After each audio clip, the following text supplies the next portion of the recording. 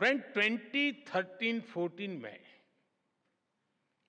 जब पिछली सरकार का आखिरी बजट आया था, डॉक्टर मनमोहन सिंह जी के सरकार का लास्ट बजट, वो 16 लाख करोड़ रुपए का था, 16 लाख करोड़। आज हमारी सरकार में ये बजट 3 गुना बढ़कर 48 लाख करोड़ रुपया पहुंच गया है।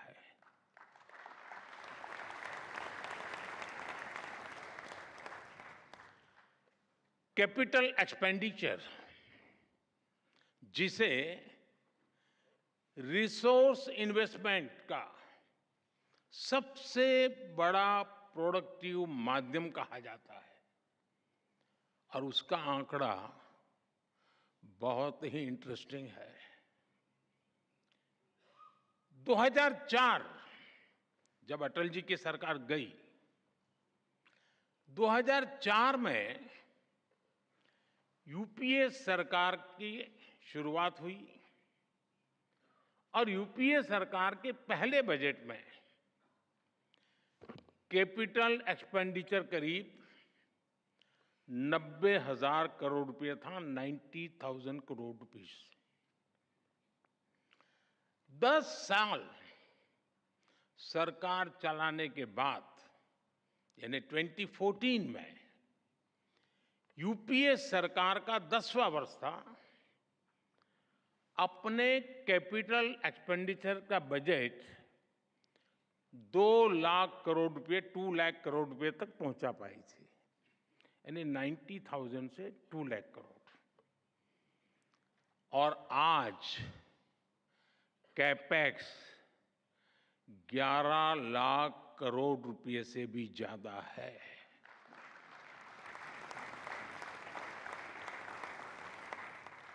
यानी 2004 टू 2014 के 10th ईयर में कैपेक्स किसी तरह दुगुने पर पहुंचा था, जबकि हमारी सरकार में कैपेक्स 5 गुना ज्यादा से बढ़ा है।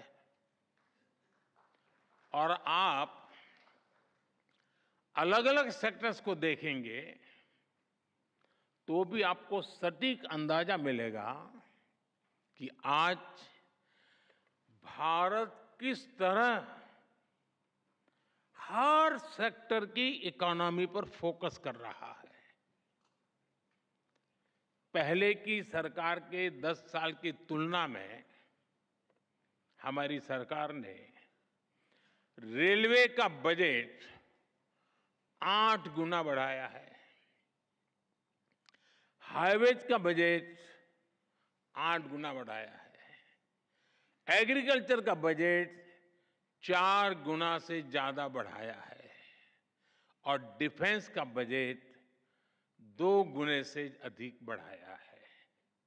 और साथियों, हर सेक्टर में बजट में ये रिकॉर्ड बढ़ोतरी और साथ साथ टैक्स में रिकॉर्ड कटौती करने के बाद की गई है।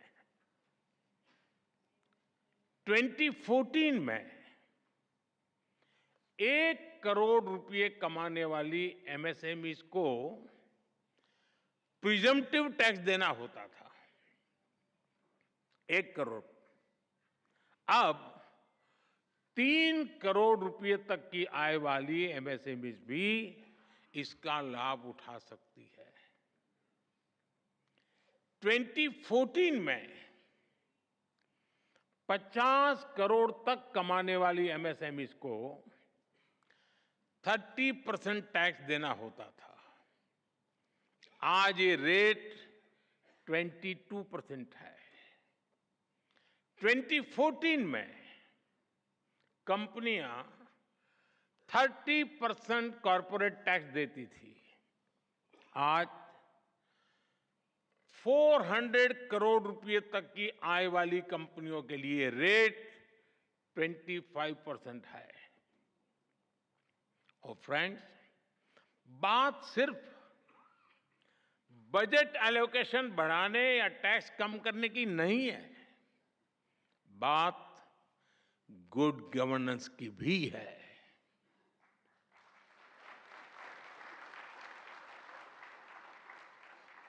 मैं आपको एक उदाहरण देता हूं। अब जैसे कोई कमजोर व्यक्ति होता है जिसका वजन कम हो, लेकिन उसके शरीर में किसी बीमारी के कारण सूजन आए और पहले की तुलना में जरा कपड़े छोटे होने लग जाए, लेकिन क्या उसको हम हेल्दी कहेंगे क्या? वो तंदुरुस्त है ऐसा मानेंगे क्या? वो देखने में भले ही बहुत स्वस्थ लगे, लेकिन हकीकत में तो वो कमजोर होता ही है। 2014 से पहले के बजट का भी ऐसा ही हाल था। तब बजट में बड़ी बड़ी घोषणाएं इसलिए की जाती थी कि दिखाया जा सके कि अर्थव्यवस्था की सेहत अच्छी है, लेकिन सच्चाई ये थी कि बजट में जो घोषणाएं होती थी वो भी जमीन पर पूरी तरह नहीं उतर पाती थी। ये लोग इंफ्रास्ट्रक्चर के लिए तय की गई राशि को भी पूरी तरह खर्च नहीं कर पाते थे। जब घोषित करते थे तो हेडलाइन लेते थे,